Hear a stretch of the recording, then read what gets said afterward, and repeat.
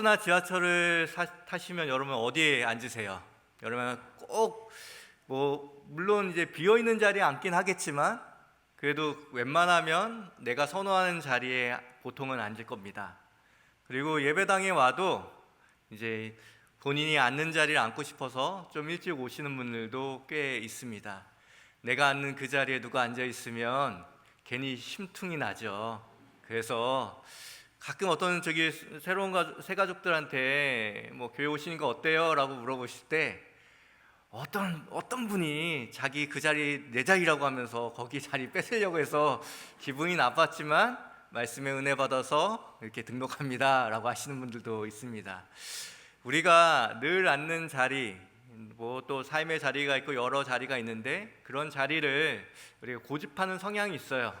왜냐하면 그 자리에 가면 편하고 또 내가 그곳에 있을 때에 좀 안락함을 느끼기 때문이죠.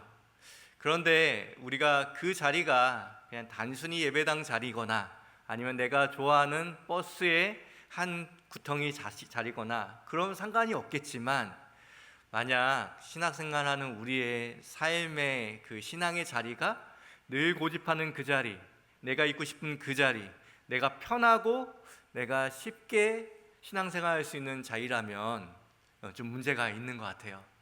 여러분은 어떤 자리에 지금 신앙이 어떤 자리에 있는지 좀 생각해 보셨으면 좋겠습니다. 나름대로 신앙이 깊은 자리에 있으신 분들도 계실 거고 어떤 분들은 신앙이 얕은 자리에 있는 사람도 있을 거예요. 그런데 중요한 거는 내가 깊은 자리에 있을지라도 내가 얕은 자리에 있을지라도 그게 문제가 되는 건 아니에요. 교회가 늘 문제가 있거나 나의 신앙에 문제가 있는 경우는 내 그 자리가 비록 얕을지라도 내가 이 자리를 좀 옮겨서 조금 더 깊은 자리로 가보거나 이미 내게 부어진 은혜가 너무 깊고 놀라워서 내가 이거보다 더 깊은 단계는 나아가지 못하겠다 생각이 들지라도 여러분이 거기에 정체되어 있고 그 자리를 고집한다고 하면 또 그것 때문에 우리의 신앙과 또 우리 교회가 좀 어려움을 겪게 되는 것 같다라는 생각이 듭니다. 여러분들은 지금 내가 있는 신앙의 자리에 얼마만큼 머물고 있는지 좀 생각하시면서 설교를 좀 들으셨으면 좋겠습니다. 구원에는 두 가지 차원이 있습니다. 구원에는 몇 가지 차원이 있다고요? 두 가지 차원이 있는데 첫 번째는 우리의 신분이 변하는 거예요. 우리의 신분이 변하는 것은 다시 말하면 그냥 운명적으로 우리에게 다가오는 거예요. 내가 뭘 해서도 아니고 그리고 내가 뭘 안 해서 바뀔 것도 아니라는 거예요. 그렇기 때문에 우리가 구원받았다라는 것, 그것이 신분의 변화라는 것은 나의 어떠함과 상관없이 운명처럼 변하지 않는 구원을 경험한다라는 의미에서 구원을 신분적인 차원의 구원이 있다라고 생각하시면 됩니다. 또 한 가지의 차원은 수준의 문제예요. 구원에도 수준이 있다라는 것, 그렇게 생각하면 조금 구원도 조금 별 수 없구나, 차등이 있구나 생각할 수 있지만 이것은 내가 이뤄내는 수준이 아니라 하나님이 우리에게 이끌어가는 그 수준이 있다라는 의미예요. 이것을 달리 말하면 구원의 그 여정 중에 우리의 삶이 주님의 그 성화의 과정을 통하여서 우리 자리가 점점 옮겨져 간다라는 뜻을 갖고 있습니다. 이렇게 신분으로서의 구원, 그리고 또 우리의 수준으로서의 구원, 이 두 가지를 늘 마음에 담고 살아야지만 건강한 신앙생활, 건강한 신앙 공동체를 만들어갈 수 있는데요. 빌립보서 2장 12절과 에베소서 4장 13절을 이어서 한번 같이 읽어보겠습니다.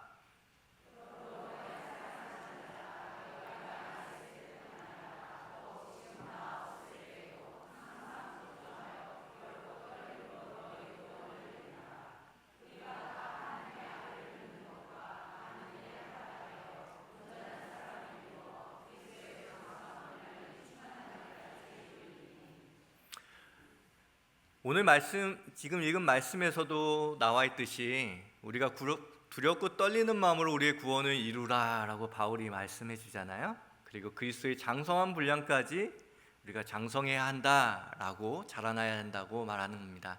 신앙은 내가 나는 구원 받았으니까 구원의 자리에 눌러 앉는 것이 아니라, 자리를 잡는 것이 아니라 자라나는 것이라는 것을 기억해야 하는 것이죠.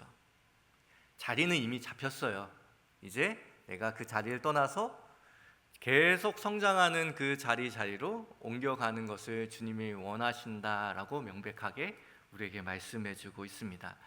헨리 나우렌이라는 영성가가 이런 말을 하더라고요. 그리스도인은 태어날 때에 마치 부모의 자녀로, 그가 아무것도 안 해도 딱 출생하자마자 자녀인 것이 확증되지만, 동시에 그가 자라가면서 부모의 교육을 받고 사랑을 받고 나아가면서 자녀답게 만들어져 간다라고 이야기하더라고요. 우리가 구원받고 하나님의 자녀가 된다라는 의미는 이런 것이겠죠.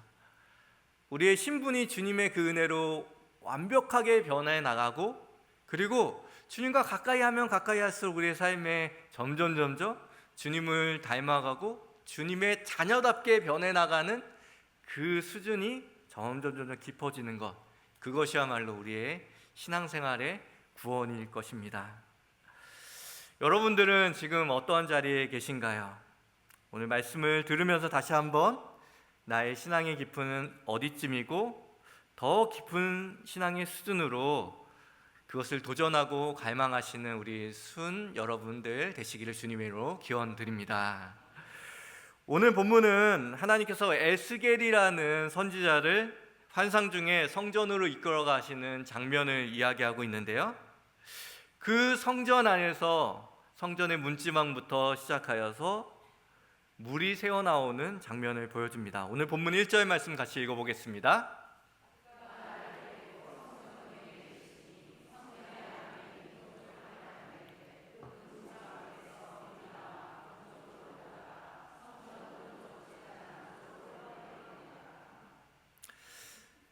오늘 본문에는 성전 문지방에서 흘러나온 미비한 그 물들이 점점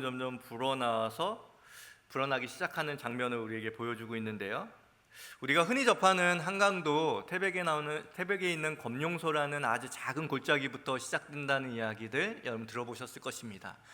각지에는 모든 커다란 강물은 그 근원을 갖고 있는데요, 그 근원은 늘 미비하죠. 하지만 그 근원이 말라버리면 한강도 없는 것이고 나일강도 없는 것이고 아무런 커다란 강이 만들어질 수 없다라는 사실을 기억해야 합니다.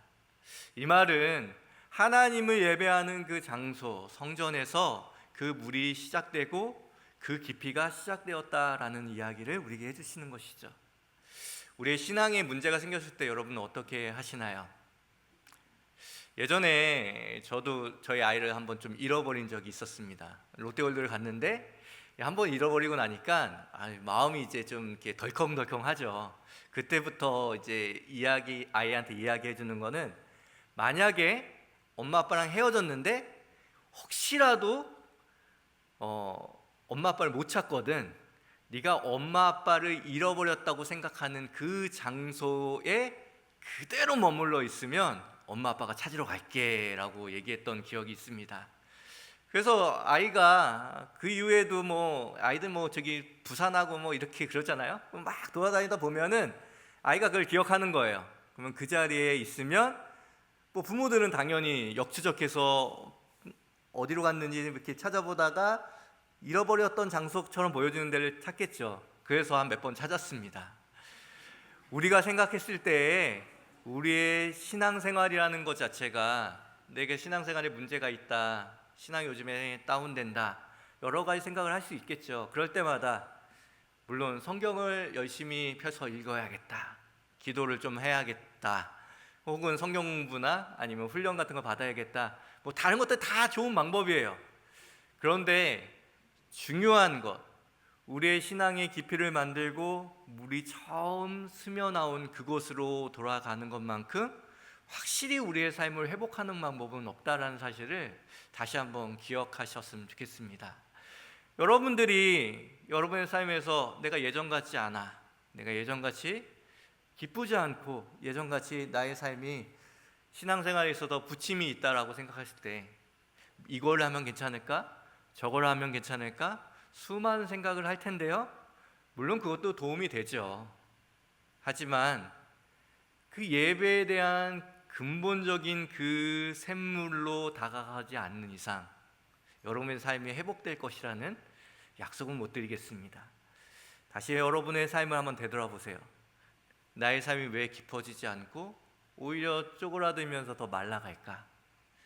하나님께서는 이 에스겔과 함께하는 모든 이스라엘 백성들에게 삶이 메말라가는 것 같고 너무 힘든 그 순간 가운데 그를 데리고 가시는 곳은 요단강이 아니라, 그리고 바벨론의 아주 큰 강이 아니라 그를 데리고 성소에서 문지방에서 나오는 아주 스며 나오는 그 물 가운데로 인도하셨다.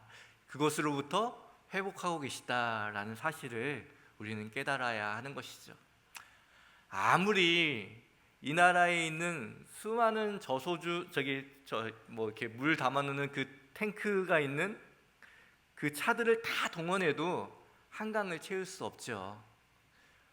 근데 그 미비한 검룡소에서 나오는 그 물들이 한강을 어제도 또 오늘도 그리고 앞으로도 채우고 있을 것이라는 것을 기억할 때 우리의 삶은 무엇으로 채워질 수 있을까 고민하지 마시고, 내가 예배 가운데 체험을 받아야지만 내 삶의 깊이가 다시 회복되겠구나 라는 이 단순하고도 명료한 이 사실을 우리가 다시 한번 기억할 때 우리에게 다시 한번 기회가 있는 것이죠. 주님께서는 오늘 말씀을 통하여서 에스겔을 그 문지방으로 인도하시는 것처럼 여러분 한 명 한 명을 지금 인도하고 계십니다. 그것을 믿으십니까?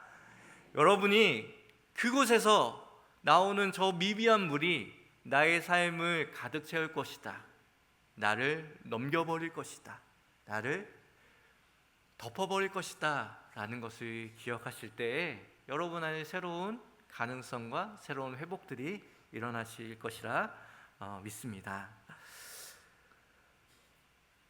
처음에 시작된 이 미비한 이 물이 성전에서 흘러나오기 시작하는데요, 천척을 갑니다. 여기서 천척이라는 것은 이렇게 규빗으로도 얘기할 수 있는데요, 한 50cm, 여기 손에서 손까지의 여기를 뭐라고 하죠? 발꿈치. 발꿈치까지 50cm 정도 말하니까 한 500걸음 정도 걸었겠죠. 그 500걸음 정도를 걸고 나서 이제 가고 나니까는 발목까지 물이 차오르는 겁니다. 그리고 하나님께서 500걸음을 더 인도하시니 무릎까지 차고, 그리고 500걸음을 더 나아가니 어디까지 찼다고요? 허리까지 찼다라고 이야기합니다. 신앙의 단계를 나누는 거에 대해서는 조금 조심할 필요가 있고, 어떻게 딱 잘라서 얘기할 수 있는 것은 아니지만, 비유컨대 발목에 믿음이 있고 무릎에 믿음이 있고 그리고 허리에 믿음이 있는 것 같습니다. 첫 번째, 발목의 믿음은 어떤 믿음일까요? 그냥 하나님에 대해서, 교회에 대해서 호기심과 갈급함이 있는 상태예요. 그래서 그런 분들이 교회 오면 사실 큰 은혜를 받습니다. 왜냐하면 갈급한 마음을 가지고 오니까 당연히 받죠. 그래서 그런 분들이 오실 때에 우리가 사랑과 배려로 우리가 맞이해야 하는 것이죠. 그런데 그런 분들의 특징이 무엇입니까? 발만 담그다 보니까 쉽게 물 밖으로 나오는 그런 신앙의 행태를 갖고 있다라는 사실을 기억해야 합니다. 우리가 그렇지 않은가? 하나님께 내가 나오려고 할 때마다 내 나옴의 동기가 하나님에 대한 단순한 호기심, 내 삶의 문제의 급급한 갈급함, 그걸로 나왔다가 그거 해결되면 언제 그러냐는 듯이 다시 쉽게 물 밖으로 나오는 우리의 믿음을 발견하고 또 생각해 볼 수 있을 것 같습니다. 두 번째, 무릎의 단계의 믿음은 믿음도 있고 서투르지만 정기적인 예배도 잘 드립니다. 그렇지만 이런 분들의 특징은 세상과 그리고 삶의 구분이 확실합니다. 주일은 온전한 주일이고, 그리고 평일은 온전한 평일입니다. 자신의 삶에 이 6일과 이 하루가 너무나도 극명하게 대비되기 때문에 그가 교회에서는 그리스도인인지 모를지라도 우리의 삶에서는 그리스도인다운 삶을 보이지 못할 때가 있죠. 이런 사람 참 많죠. 썬데이 크리스찬처럼 살아가는 사람 참 많습니다. 하지만 오해하지 마시기 바랍니다. 신앙은 단계가 있고 그리고 그 깊이는 갑자기 들어갈 수 있는 것이 아니기 때문에 이 모든 단계가 아름답고 또 우리에게 하나님께서 주시는 도전의 단계라는 것을 기억하시기 바랍니다. 세 번째는 허리의 믿음인데요. 허리의 믿음은 이미 아랫돈이 다 젖은 거예요. 그러면 물놀이를 가서도 아랫도리가 젖어 있으면 그래도 웬만하면 그 물에서 잘 나오지 않습니다. 그리고 오랜 기간 그곳에 머물게 되죠. 봉사도 하고 헌신도 하고 또 여러 가지 일들도 합니다. 그러다가 조금 피곤한 것 같으면 위에는 안 젖었으니까 이제 슬슬 나가자라고 하면서 자기의 의지를 가지고 한 걸음 한 걸음 해서 밖으로 나오는 사람이겠죠. 꼭 중요한 문제가 생겼을 때 자기 의지가 발동되는 사람이에요.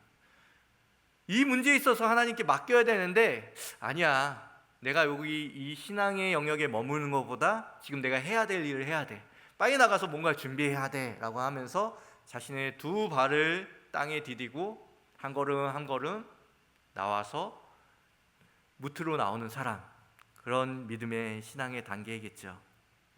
하나님께서는 이 모든 단계를 아름답게 보시고 그 단계들을 하나씩 하나씩 우리에게 보여줍니다. 근데 하나님이 원하시는 것은 이 단계에만 머물러 있는 것을 원하시지 않으시죠. 하나님께서는 더 깊은 단계로 우리를 이끄십니다.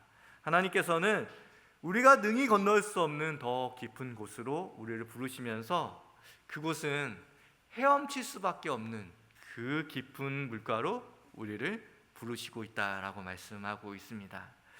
바로 사람이 능히 건널 수 없는 강의 깊이를 우리에게 소개해 주시는 것이죠. 그렇다면 우리가 그 강의 깊이로 어떻게 나아갈 수 있겠습니까? 사실 신앙이라는 것은 늘 명료하고 쉽죠. 우리가 그 깊은 단계로 나아가려고 하면 하나님께서 우리에게 주신 순종을 사용하는 것, 순종으로 500걸음씩 500걸음씩 500걸음씩 천천히 걸어 나가는 것, 그것이야말로 우리가 그 기쁨을 경험하는 일일 겁니다. 에스겔에게 천척의 그 거리를 두고 천천히 그 깊은 곳으로 끌고 가시는 하나님의 인도하심을 그가 순종이 아니면 경험할 수 없었다라는 것을 너무나 잘 알고 있었을 겁니다. 우리가 원하는 것은 그냥 발목까지인데, 내가 원하는 것은 무릎까지인데, 내가 원하는 것은 언제라도 가평하게 나올 수 있는 허리까지인데 라고 마치 하나님 앞에 하나님의 은혜가 함께 나갈 때 딱 마지노선을 딱 정하는 사람들이 있어요. 얼마 전에 제가 아는 분이 차를 사러 갔다라고 하는데요, 차 사러 가면 늘 이제 생기는 문제가 있습니다. 차를 사러 가면은 일단은 어떤 차종을 살 거고 한도액이 얼마 정도 될 거고 다 기억하고 가잖아요. 그다음에 가자마자 이제 그거보다 더 좋은 차들을 보여주죠. 그 차는 없으니 이 차를 봐라, 저 차를 보면서 경차 사러 갔다가 중형차 사가지고 오는 경우가 꽤 있죠.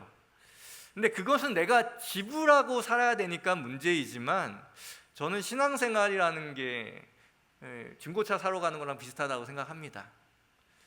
하나님께 내 삶의 필요를 생각하고 내 삶의 형편을 생각하면 이 정도가 합리적인 소비이고 이거를 사러 왔어요, 이걸 얻으러 왔어요. 그런데 하나님을 만나고 보면 그래, 가족들도 생각하고 또 여러 가지 생각하면 이게 좋겠습니다, 또 이렇게 생각하면 조금 더 오래 타려면 이게 좋겠습니다 라고 말씀하시면서 우리의 생각과 우리의 사고를 쭉 열어주시면서 중고차 가게에서는 그러니까 이만큼 지불하세요 라고 하지만 하나님께서는 어떻게 하십니까? 내가 은혜로 이 모든 것을 지불했으니 너의 삶은 이 작은 규모가 아니라 이 큰 규모와 그리고 이 작은 시간 사용할 수 있는, 짧은 시간 연식이 얼마 안 남은 차를 사용하는 것이 아니라 너의 평생을 사용하고 오랜 기간 사용할 수 있는 이것을 주시겠다라고 말씀하시는 것처럼 좀 이렇게 생각해 보게 되었습니다. 신앙생활 할 때 여러분이 처음 신앙에 입문하고 들어올 때 필요한 것, 지금 그 필요한 것으로 만족하고 계십니까? 그거보다 더 큰 것이 있고, 그거보다 훨씬 좋은 것이 있고, 그거보다 더 영원한 것이 있다라는 것, 어쩌면 중고차 파시는 하나님처럼, 그리고 그 모든 것을 그분의 은혜와 십자가로 다 지불하여 주셔서 우리의 삶에 정말 필요한 것이 무엇이고 우리의 삶에 가장 좋은 곳으로, 더 깊은 곳으로 이끌어 가시는 하나님을 여러분들도 만나보지 않으셨습니까? 그래서 제가 목사하고 있는 거예요. 예전에는 저희 누님이 저한테 너 그냥 예배만 드리면 참 좋겠다라고 말씀하시면서 저한테, 제가 좀 약간 낙심해서 교회를 안 다니고 있으면 다시 막 데리고 오고 그랬었는데, 어느 날 그냥 예배만 드리면 괜찮겠다 생각했던 그 삶에서 어느 날 누님에게 제가 신학을 해야겠습니다, 목회자의 길을 걸어야겠습니다. 사실 의도는 간단했거든요. 하나님 앞에 예배 드리는 것으로 시작했다가 하나님께서 더 큰 계획이 있고 더 큰 하나님의 마음을 그곳에서 사가지고 온 경우가 되었습니다. 여러분은 여러분이 필요한 것만 얻고 그냥 슬쩍 빠지는 사람이십니까? 아니면 하나님이 한 단계 한 단계 한 단계 보여주시면서 이건 어떠니? 이런 삶을 너에게 주고 싶어, 이런 깊어지는 삶을 너에게 주고 싶어 라고 말씀하시는 그 단계를 발견하고 계시는 분이 아니실지 생각해 보게 됩니다.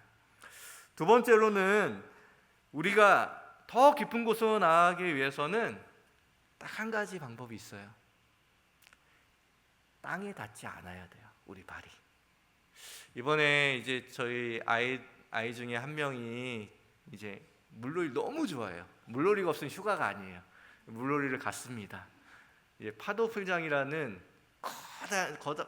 커다란 예전 파도풀장 생각하시면 안 돼요. 진짜 파도가 엄청난 그 파도풀장을 갔는데요. 저도 물놀이를 그렇게 좋아하지 않아서 그렇게 큰 파도가 있는 데를 처음 가봤는데, 이제 아이들이 무서워하니까 이제 발이 닿는 곳까지만 딱 있었는데, 발이 닿는 곳에 딱 있다가 첫 번째 파도에 안경이 다 부셔졌어요. 제가 팍 맞으니까는 안경을 제가 두 개를 갖고 다니거든요. 혹시라도 운전을 해야 되니까는 두 개 갖고 다니는데 안경 다 부셔지고 막 다 날아가고.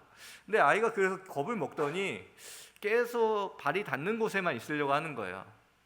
그러다 아이한테 차라리 구명조끼도 입고 있으니까 조금 더 깊은 데로 가자, 그러면 더 재밌을 거야 라고 얘기했습니다.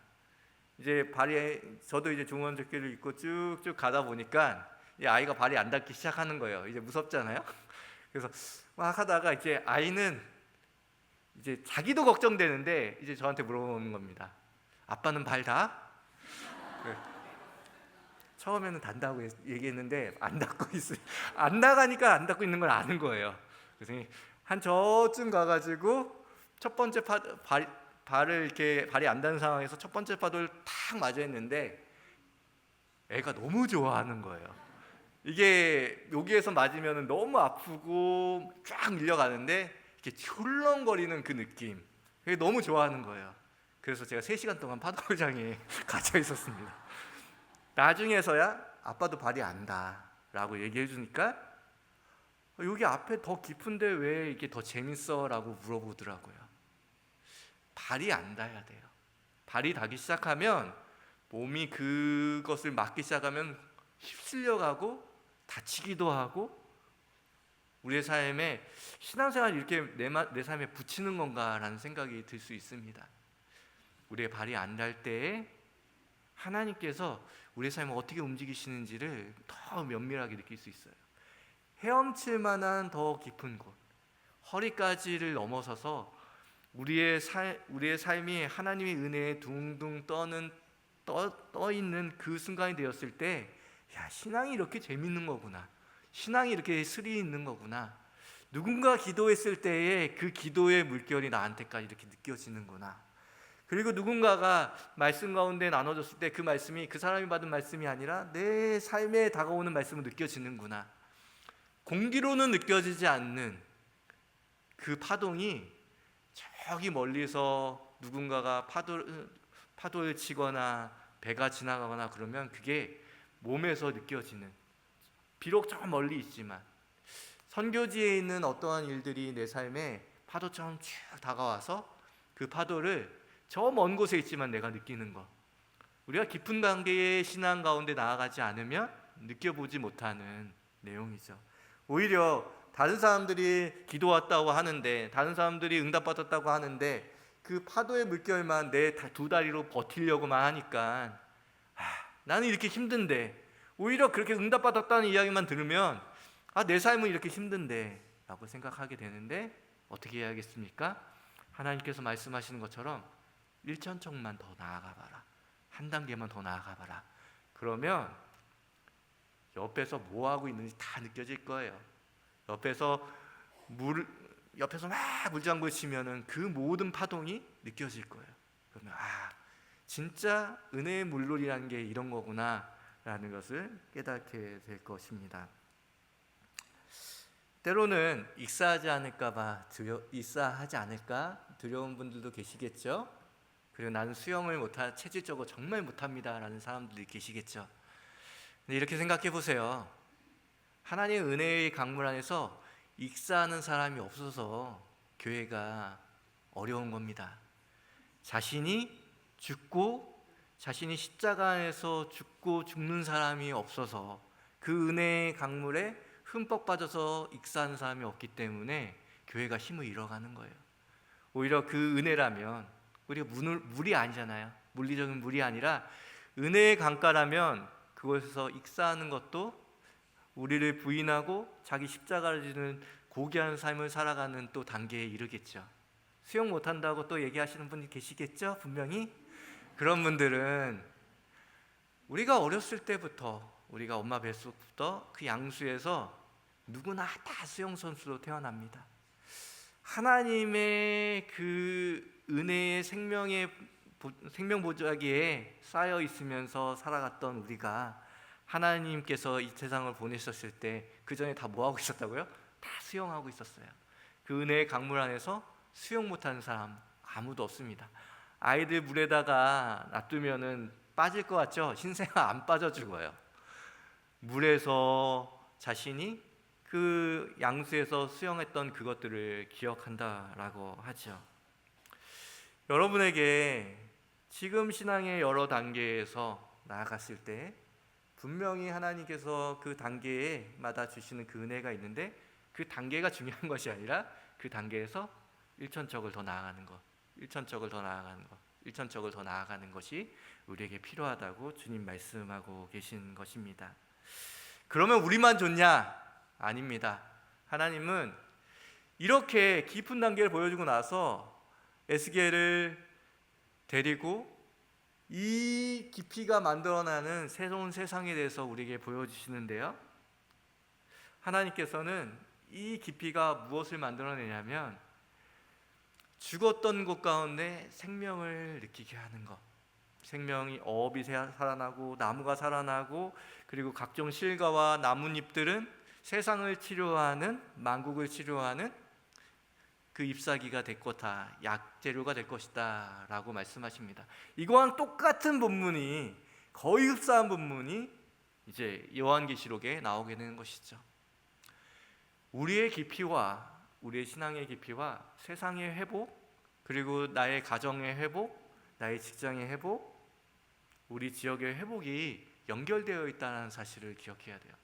우리가 깊이 나아가는 것 우리에게 유익이지만 또 어디에 유익이 된다고요? 세상 가운데 유익이 된다라는 사실을 기억해야 합니다. 본문 12절 말씀 같이 읽어보도록 하겠습니다.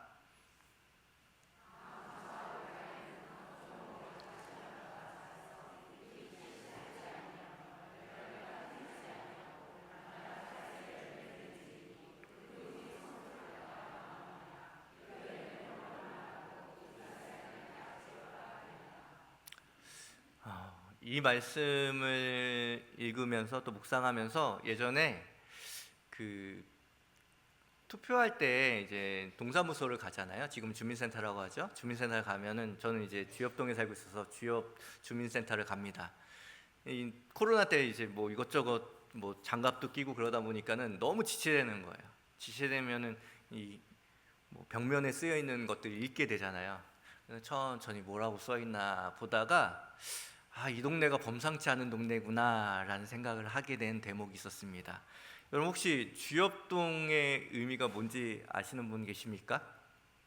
주엽동이라는 말의 의미가 어떤 말이냐면 두 가지 유래가 있는데 첫 번째 유래가 이 마을에 있는 큰 나무의 잎사귀들이 한강으로 들어가는 개울에 떨어져서 흘러내려간다고 하여 흐를 주자에 잎사귀 옆자를 써서 주엽동이라고 얘기하더라고요. 저는 이걸 보면서 우리 교회가 이곳에 세워져 있는 이유가 있겠구나. 우리 교회가 마치 에스겔의 환상에 나와 있는 만국을 치료하는 나무 잎사귀처럼 이곳에서 흘러나오는 한강도 가까이 있잖아요. 흘러나오는 예배의 그 물결이 흘러나오고, 그리고 여러분들이 맺는 여러 가지 하나님의 아름다운 열매와 잎사귀가 이 지역과 또 우리의 한국과 우리 모든 열방을 고쳐나가는 그런 꿈들을 다시 한번 억지스럽지만 주엽동이라는 이름을 통해서 다시 한번 발견하게 됩니다. 우리 승리교회가 이곳에 세워진 이유가 있겠죠. 더 깊은 신앙생활을 하라고 세운 것도 있을 것입니다. 하지만 여러분이 깊어지면 깊어질수록 어떤 일들이 일어난다고요? 세상을 치료하는 잎사귀들이 더욱 늘어나고 세상을 풍요롭게 하는 열매들이 맺어지고, 그리고 어업이 그쳤던 그곳에 수많은 물고기가 다시 돌아와서 생명력을 이뤄나가는 생명의 강이 된다라는 것을 우리에게 얘기합니다. 결국에는 그 모든 것이 흘러가서 우리가 흔히 말하는 사회로 흘러간다라는 의미죠. 근데 참 재미있는 것 같아요. 우리는 이스라엘에 있는 그 소금 덩어리에 있는 곳을 우리는 사해라고 부르잖아요.